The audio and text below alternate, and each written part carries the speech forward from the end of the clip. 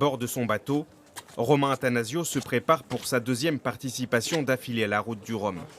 Le skipper, qui a vécu une partie de son enfance en Picardie aux côtés de sa mère originaire de l'Oise, s'avance avec confiance vers son objectif, rallier Pointe-à-Pitre en Guadeloupe, si possible dans le top 10.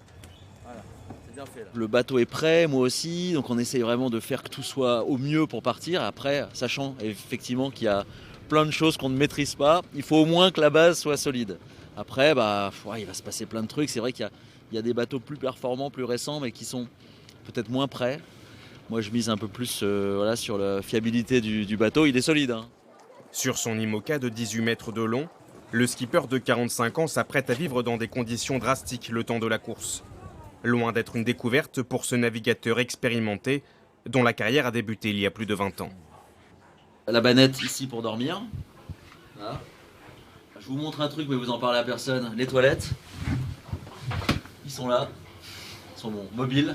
En général, je peux même avoir vue mer, c'est quand même pas mal. Hein, le dessal, ça, ce que vous voyez là, ici, je sais pas si vous voyez, ça permet de transformer l'eau de mer en eau douce pour pouvoir la boire.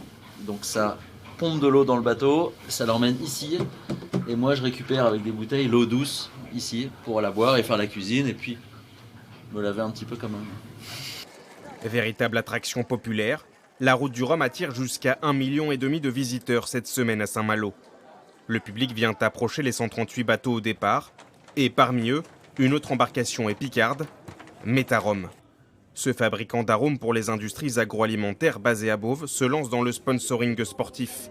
Si le groupe refuse d'indiquer le montant de cet investissement, il en mesure déjà les bienfaits. Le grand public ne nous connaît pas puisque nos clients sont les industriels agroalimentaires, mais c'est aussi une manière de témoigner sur ce que des industries comme les nôtres font et développent en termes d'innovation aux côtés des industries agroalimentaires pour continuer à développer des produits plus sains pour la santé et aussi toujours plus gourmands. Metarom s'affiche en gros caractères sur le trimaran de Marc Guillemot, un skipper renommé. Le bateau se veut éco-responsable. Du mât au cordage en passant par les safrans, l'embarcation est composée à 95% d'équipements réutilisés. Toutes les entités qui sont partenaires de ce bateau vont dans la même direction.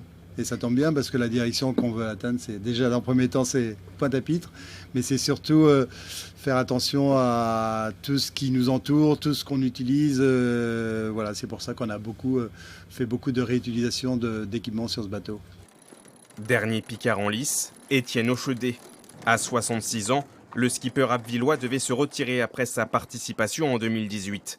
Il repart finalement pour une ultime aventure, pour le seul plaisir de la navigation. C'est toujours des défis personnels, hein, ces courses. Moi, j'aime bien naviguer en solitaire, en fait. Donc, des traversées, ça me plaît bien. Donc, c'est pour ça que je continue pour l'instant à en faire. Après, on passera à la croisière, je pense. Plus reposant ? Beaucoup plus reposant. Les 3 bateaux picards veulent bien figurer lors de cette 12e édition de la Route du Rhum, une course parmi les plus prestigieuses. Tous rêvent de rejoindre Pointe-à-Pitre, à l'issue d'au moins une semaine de navigation en solitaire.